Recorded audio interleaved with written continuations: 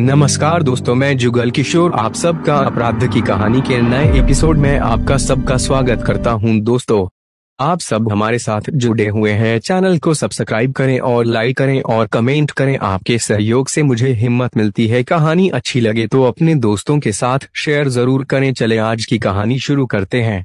युवावस्था में किसी लड़की के कदम बहक जाएं तो उसे सही रास्ते पर लाना कोई आसान नहीं होता। मोहम्मद जमशेद ने बहकी हुई बेटी सुफिया को सही रास्ते पर लाने की लाख कोशिश की, लेकिन वह नहीं मानी।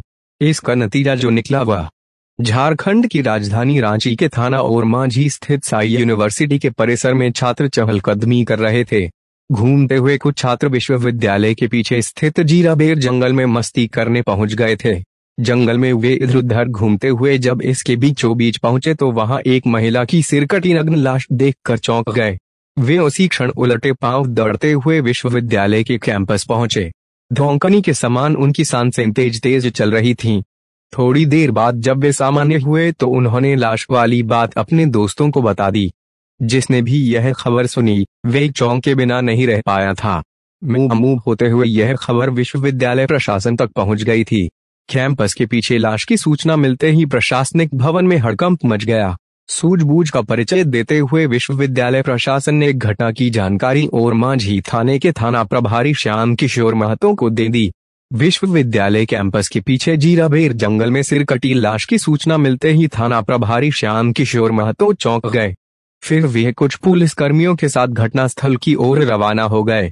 उनके साथ एसआई जयप्रकाश दास, संजय दास और 3 सिपाही थे।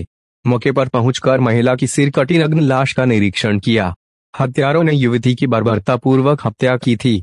गहनतापूर्वक छानबीन करने पर पता चला कि हत्यारों ने युवती के गुप्तांग पर धारदार हथियार से कई वार किए थे और सिर भी काटकर साथ लेता गया था। क्योंकि पुलिस ने जंगल की छानबीन की थी लेकिन मृतक का सिर कहीं नहीं मिला था। थाना प्रभारी श्याम किशोर महतो ने दिल दहला देने वाली इस घटना की सूचना एसएसपी सुरेंद्र कुमार झा, एसपी ग्रामीण नौशाद अली और डीएसपी चंद्रशेखर आजाद को भी दे दी थी। सूचना पाकर पुलिस अधिकारी घटनास्थल पर पहुंच चुके थे। अधिकारियों ने भी मौके का मुआयना किया। लाश के पास से शराब की कुछ शीशियां भी पाई गई थीं। इससे यही अनुमान लगाया जा रहा था हत्यारों ने युवती के साथ दुष्कर्म करने के पश्चात अपनी पहचान छिपाने के लिए हत्या कर दी होगी और सिर काटकर अपने साथ ले गया होगा और कहीं छिपा दिया होगा। इसलिए लाश की पहचान नहीं हो पाई थी।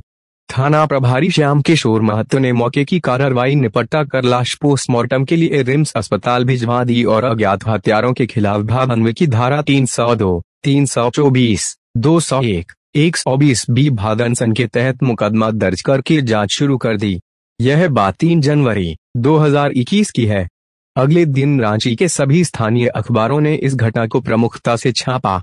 अखबार में छपी खबर पढ़कर एक दंपति ने और मांझी थाने पहुंचकर थाना प्रभारी से मुलाकात की। थाना प्रभारी ने जब दंपति को अस्पताल ले जाकर वह सिरकटी लाश दिखाई तो दंपति ने उसकी शिनाख्त अपनी बेटी के रूप में कर ली। तब पुलिस ने थोड़ी राहत की सांस ली। सोचा कि मृतका की शिनाख्त हो गई है तो हत्या की वजह भी सामने आ ही जाएगी। लेकिन अगले दिन हैरान करने वाली बात सामने आई।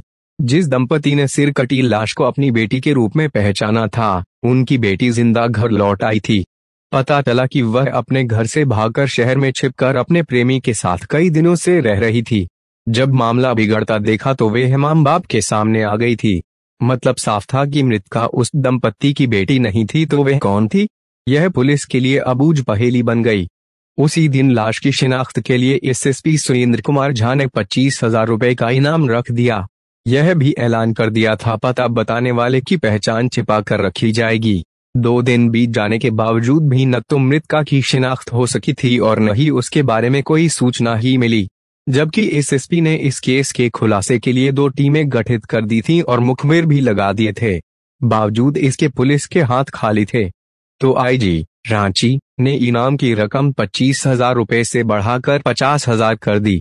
फिर 2 दिनों बाद 8 जनवरी को शासन स्तर से इनाम की यह रकम 50,000 से बढ़ाकर सीधे 5 लाख रुपए कर दी गई। लाश की पहचान के लिए और मांझी पुलिस ने जिले के सभी शहरी और ग्रामीण इलाके के थानों से पता करा लिया था कि 2 जनवरी के पहले किसी थाने में किसी युवती के गुम होने की कोई रिपोर्ट तो नहीं दर्ज है। लेकिन कोई फायदा नहीं हुआ। किसी थाने में किसी युवती की गुमशुदगी की कोई रिपोर्ट दर्ज नहीं थी। पुलिस जहां से चली थी वहीं आकर खड़ी हो गई। कोई रास्ता नहीं सूझ रहा था कि लाश की पहचान कैसे कराई जाए। 10 जनवरी 2021 की दोपहर में चान्होक थाने के चटवल के रहने वाली राबिया परवीन और मोहम्मद जमशेद नाम के एक वृद्ध दंपति रिम्स अस्पताल पहुंचे। अखबारों के माध्यम से उन्हें पता चला था कि 2 जनवरी को जीराबेर जंगल में 18 से 22 साल के बीच एक युवती की सिर कटी लाश बरामद हुई थी। जिस दिन लाश बरामद हुई थी उसके 2 दिन पहले से उनकी ब्याहता बेटी सुफिया परवीन अपनी ससुराल चंदवे थाना पिठौरिया से रहस्यमय तरीके से गायब थी। अपने दामाद शेख बिलाल से जमशेद ने कई बार फोन करके बेटी के बारे में पूछा भी, लेकिन उसने कोई ठोस जवाब नहीं दिया। मोहम्मद जमशेद और उसकी पत्नी राबिया परवीन ने अपने स्तर से संबंधियों और रिश्तेदारों सभी से पता लगा लिया। न तो सुफिया वहां गई थी और न ही उसका फोन काम कर रहा था। सुफिया का फोन लगातार बंद आ रहा था। जमशेद ने अखबारों में जब से सिर कटी लाश के बारे में पढ़ा था तब से उसे देखने के लिए परेशान और बेचैन था। यही सोचकर वह पत्नी को लेकर 10 जनवरी के दोपहर में रिम्स अस्पताल पहुंचे थे। मोहम्मद जमशेद और राबिया परवीन लाश को देखते ही पहचान गए। लाश उनकी बेटी सुफिया परवीन की ही थी, जो पिछले 14 दिनों से अपनी ससुराल चंदवे से गायब थी। राबिया परवीन ने लाश के दाईं पैर पर जले के निशान से उसकी पहचान की थी। दरअसल सुफिया बचपन में आग से बुरी तरह झुलस गई थी। इलाज के बाद सुफिया के जख्म तो भर गए थे, लेकिन दाग अभी भी मौजूद थे। लाश की पहचान होते ही थानेदार श्याम किशोर महतो ने दंपति को थाने बुलाया और दोनों से जानकारी हासिल की। मोहम्मद जमशेद के बयान के आधार पर पुलिस की नजरों में दोषी के रूप में उनका दामाद शेख बिलाल चढ़ गया। पुलिस ने मोहम्मद जमशेद से शेख बिलाल की तस्वीर मांगी। अगले दिन मोस्ट वांटेड के रूप में शेख बिलाल की तस्वीर जिले के हर थाने में चस्पा करा दी और अखबारों में भी प्रकाशित करा दी। पता बताने वालों को इनाम देने की भी घोषणा कर दी थी। 11 जनवरी को मोहम्मद जमशेद ने दामाद शेख बिलाल के बारे में पुलिस को जो जानकारी दी थी, उसी आधार पर पुलिस ने चंदवे स्थित गांव उसके मकान पर जाकर दबिश दी। घर पर शेख बिलाल की पत्नी शबोख खातून और उसका नाबालिग बेटा मिला। दोनों से पूछताछ करने पर पुलिस को पता चला कि शेख बिलाल 2 जनवरी से ही घर से गायब है। इस पर पुलिस का शक पुख्ता हो गया कि सुफिया का कत्ल उसी ने किया है, तभी वह घर से फरार है। शबो खातून और उसकी बेटे से पूछताछ में पुलिस को उन दोनों पर शक हो गया था कि जरूर सुफिया की हत्या की जानकारी दोनों को थी, लेकिन वे कुछ भी नहीं बता रहे थे। इसी शक के आधार पर पुलिस सिर्फ शबो को हिरासत में लेकर थाने ले आई और वहां उससे गहन पूछताछ की। शबो पहले नानुकुर करती रही। अंततः पुलिस के बार बार पूछने पर वह टूट गई और कबूल कर लिया कि उसे अपनी सौतन सुफिया परवीन की हत्या की जानकारी पहले से थी। उसका पति शेख बिलाल ही सुफिया परवीन का कातिल है। उसी ने उसका सिर काटकर घर से 2 किलोमीटर दूर अपने खेत में गड्ढा खोद कर दफना दिया था। शबो खातून के मुंह से इतना सुनते ही थाना प्रभारी श्याम किशोर चौंक गए। फिर तो वे रटू तोते की तरह पूरी कहानी उगलती गई। पूरी कहानी सुनने के बाद वह अपना चेहरा हथेलियों बीच छिपाकर सुबकने लगी और पुलिस अधिकारियों से माफी मांगने लगी। इसके बाद मजिस्ट्रेट की उपस्थिति में पुलिस शबो खातून को लेकर चंदवे गांव में स्थित उस खेत में गई जहां सुफिया का कटा सिर दफनाया गया था। पुलिस के पैरों तले से जमीन तब खिसक गई थी जब सिर के इर्द गिर्द बड़ी मात्रा में नमक मिला। हत्यारे शेख बिलाल का तर्क था कि पुलिस उसके गुनाहों से कभी पर्दा नहीं उठा पाएगी। जब तक उसके गिरे हब्बान पर हाथ डालेगी तब तक वारदात का नामो निशान मिट चुका होगा। लेकिन पुलिस ने उसके मंसूबों पर पानी फेर दिया। 10 दिनों से रहस्य बनी सिर कटी लाश की शिनाख्त सुफिया परवीन के रूप में हो गई थी। सौतन सुफिया की हत्या का राज छिपाने के जुर्म में पुलिस ने शबो खातून को गिरफ्तार कर लिया और उसके पति शेख बिलाल की तलाश में उसके ठिकानों पर दबिश दी। 2 दिनों की मेहनत ने अपना रंग दिखाया। आखिरकार 14 जनवरी 2021 को शेख बिलाल अपने इलाके से उस समय ही गिरफ्तार कर लिया गया, जब वे भागने की फिराक में रोड पर खड़ा हुआ बस का इंतजार कर रहा था। गिरफ्तार कर पुलिस उसे थाने ले आई। सुफिया हत्याकांड के मुख्य आरोपी शेख बिलाल के गिरफ्तार होते ही थाना प्रभारी श्याम किशोर ने पुलिस अधिकारियों को सूचना दे दी थी। एसपी ग्रामीण नौशाद अली थोड़ी देर में ओरमांझी थाने पहुंच गए और हत्या के संबंध में आरोपी शेख बिलाल से कड़ाई से पूछताछ शुरू की। बिना हिला वाली के शेख बिलाल ने अपना जुर्म कबूल कर लिया कि उसी ने प्रेमिका से दूसरी पत्नी बनी सुफिया परवीन की हालात के हाथों मजबूर होकर हत्या की थी।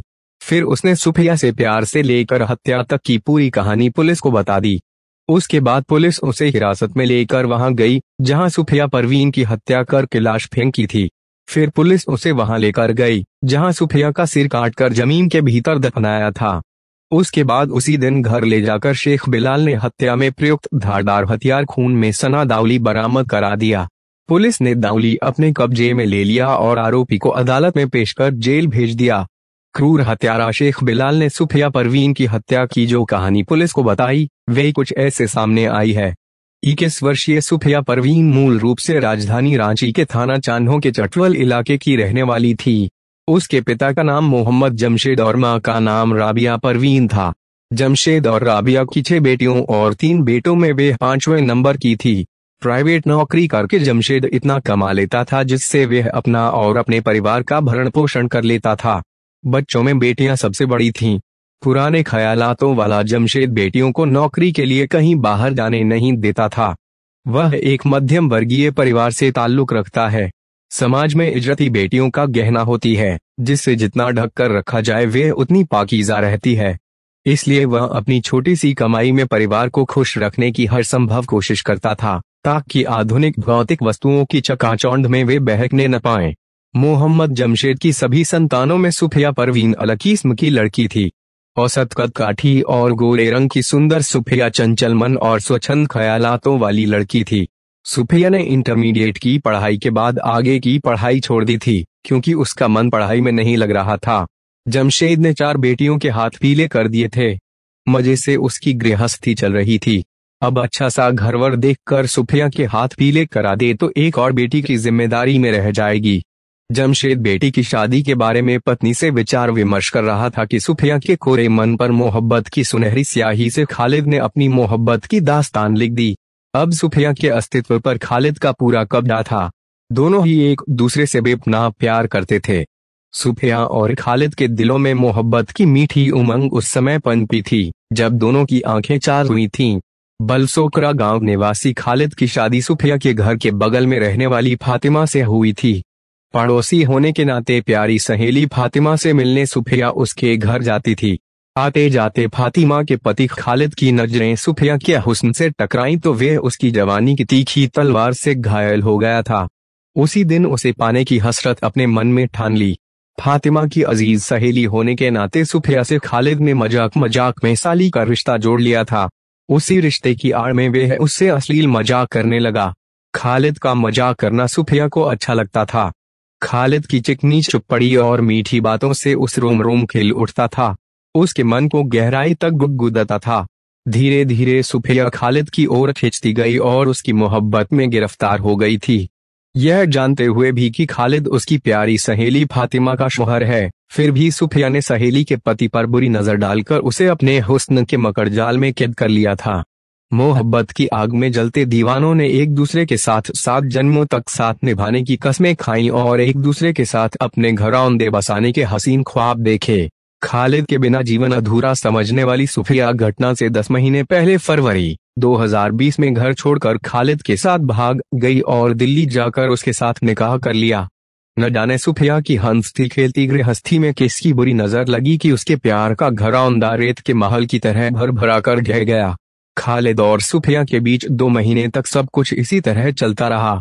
धीरे धीरे सुफिया के सिर से खालिद की मोहब्बत का जुनून पूरी तरह उतर गया था। उन दोनों के बीच में कड़वाहट ने अपना कब्जा जमा लिया था। नए जमाने के ख्यालातों में जीने वाली सुफिया को पति की बंदिशें अखरने लगीं तो उनके बीच में टकराहट ने पांव जमा लिए थे। अब खालिद के साथ रहना उसे एक पल गवारा नहीं था, लिहाजा सुफिया खालिद को छोड़कर दिल्ली से अपने मां के चटवल रांची आ गई थी। सुफिया ने जो किया था वह माफी के लायक नहीं था, लेकिन उसे बुरा सपना समझकर उसके नेक दिल मां बाप ने बेटी को माफ कर घर में जगह दे दी थी। उनका सोचना था सुबह का भूला अगर शाम को घर लौट आए तो उसे भूला नहीं कहते, फिर वह तो उसका अपना खून है, लड़की है, कहाँ जाएगी। बेटी के बाद व्यवहार और विचारों में बदलाव देखकर मां बाप धीरे धीरे सब कुछ भूलते गए। सुफिया भी खुद को बदलने में जुट गई थी, लेकिन यह सब उसका सिर्फ दिखावा था। मोहब्बत के जिस भंवर से वे अभी अभी बाहर निकली थी, फिर उसके पांव उसी भंवर में जा फंसे थे। सुफिया दिल के हाथों एक बार फिर मजबूर हो गई थी। इस बार उसका दिल खालिद के मामू के शादीशुदा बेटे शेख बिलाल पर आ गया था। कसरती और सुडौल बदन वाले साधारण शुक्ला सूरत के शेख बिलाल को जब से देखा था, उस दिन से ही उस पर मर मिट्टी थी। शेख बिलाल भी सुफिया को देखकर उस पर फिदा था। किसी का भी दिल उस पर आ सकता था। सुफिया को देखकर शेख बिलाल अपने होश-ओ-हवास खो बैठा था और उससे प्यार करने लगा था। हालांकि दोनों के दरमियान करीब 14 से 15 साल का फासला था। कहते हैं प्यार अंधा होता है, ना उम्र देखता है न जात पात, बस हो जाता है। सुफिया के साथ भी ऐसा हुआ था। 40 वर्षीय शेख बिलाल मूल रूप से रांची जिले के चंदवे गांव का रहने वाला था। वह पहले से शादीशुदा था। उसकी पत्नी शबो खातून उर्फ अफसाना थी और एक 14 साल का बेटा भी। शेख बिलाल अपराधी किस्म का था। जिले के कई थानों में उसके खिलाफ मुकदमे दर्ज थे। वह कई मामलों में वांछित भी था। खैर, धीरे धीरे सुफिया और शेख बिलाल का प्यार जवां हो रहा था। बेटी के दोबारा फिसलते कदम की जानकारी जब सुफिया के मां बाप को हुई तो उन्हें उसकी करतूत पर यकीन नहीं हुआ। फिर भी मां बाप ने उसे समझाने की कोशिश की। सुफिया के सिर पर शेख बिलाल के इसका भूत सवार था। उसके प्यार में इस कदर डूब चुकी थी कि शेख के अलावा उसे कुछ दिखाई नहीं दे रहा था। मां बाप की तो बात ही छोड़ दीजिए। मां बाप ने जब देखा कि बेटी को समझाने का उस पर कोई असर नहीं हो रहा है तो उसे उसके हाल पर छोड़ दिया। इधर शेख बिलाल ने सुफिया से अपनी शादीशुदा जिंदगी की कहानी छिपा रखी थी और यह भी छिपा रखा था कि वह एक बेटे का बाप है। बहरहाल, सितंबर 2020 में दोनों ने निकाह कर लिया। निकाह के बाद शेख बिलाल सुफिया को अपने घर लाया और जब उसे उसकी शादीशुदा जिंदगी के बारे में पता चला तो उसने घर में तूफान खड़ा कर दिया। उसने पति से कह दिया कि घर में या तो वह रहेगी या उसकी सौतन शबो। उसे दोनों में से किसी एक को चुनना होगा।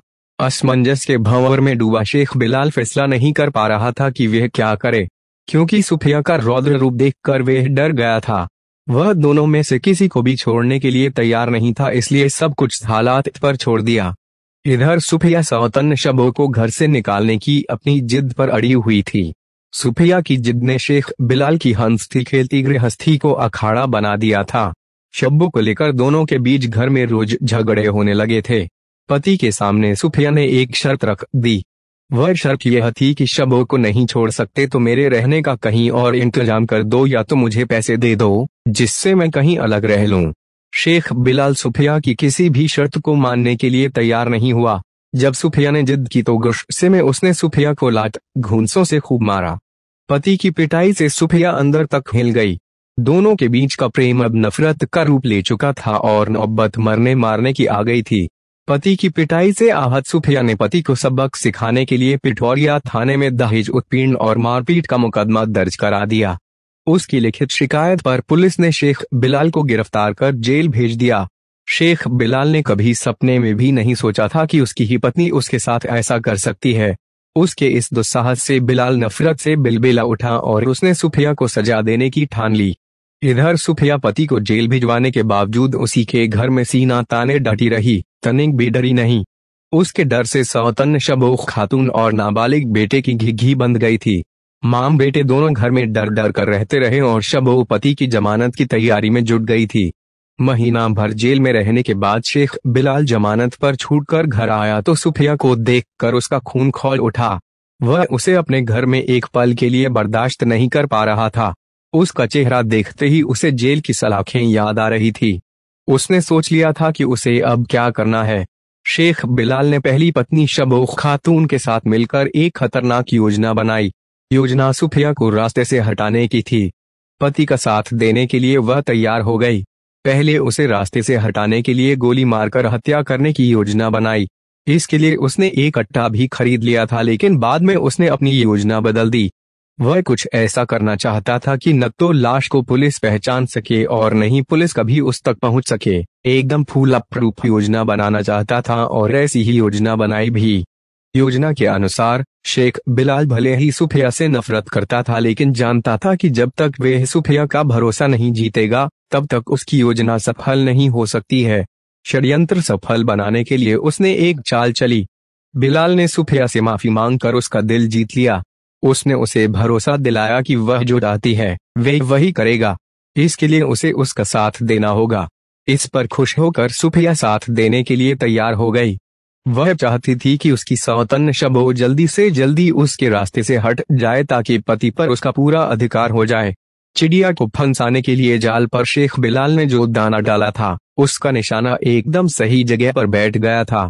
उसने पत्नी को धीरे से इशारा कर दिया कि शिकार जाल में पूरी तरह से फंस चुकी है, उसे रास्ते से हटाने की देरी है। तय योजना के मुताबिक 2 जनवरी 2021 को शेख बिलाल ने विश्वास में लेकर सुफिया से यह कहा कि आज रात शबो का काम तमाम करना है, तो सुफिया ने अपनी ओर से हरी झंडी दे दी और खुश भी थी। उसके बाद वह पूरी तैयारी के साथ रात 10:30 बजे के करीब शबो खातून और सुफिया परवीन को मोटरसाइकिल पर बैठाकर जीराबेर जंगल की ओर ले गया। बीच में सुफिया बैठी थी, पीछे शबो और शेख बिलाल मोटरसाइकिल चला रहा था।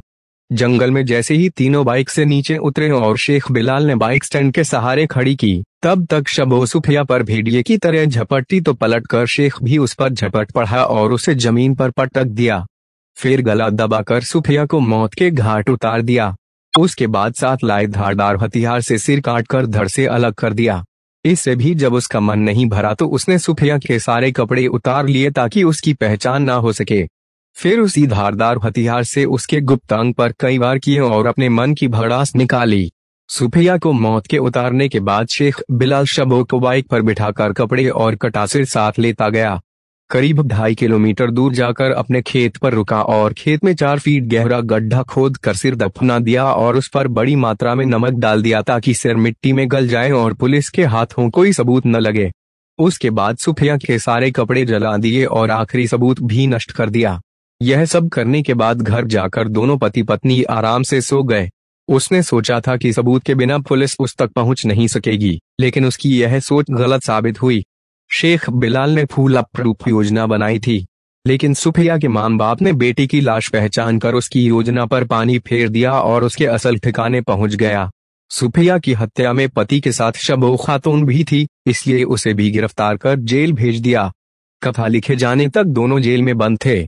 सुफिया की हत्या का जेल में बंद शेख बिलाल को तनिक भी मलाल नहीं था। दोस्तों, आपको कहानी अच्छी लगी हो तो चैनल को सब्सक्राइब जरूर करना और लाइक कमेंट भी कर देना। आपका लाइक और शेयर मुझे